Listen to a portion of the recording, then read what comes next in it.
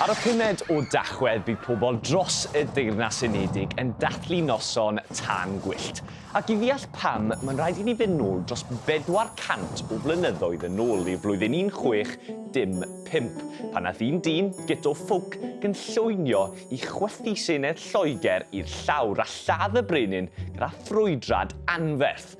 Doedd Guto Ffowc ddim yn ffan mawr o frenin Lloegr ar y pryd. Roedd e'n dilyn y crefydd Catholig, a doedd e ddim yn hapus fod Lloegr wedi newid crefydd i ddod yn wlad Brotestanaidd.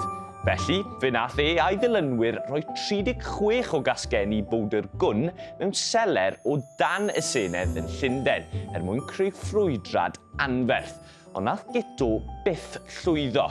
Cafodd y brenin wybod am y cynllwyn a chafodd e a'i grŵp ei arestio a'i dienyddio. Hyd heddi, rydyn ni'n cofio am y stori yma drwy greu coelcerth a gwylio tân gwyllt. Be bynnag byddwch chi'n gwneud noson tân gwyllt felly, mwynhewch a chofiwch cadw'n ddiogel.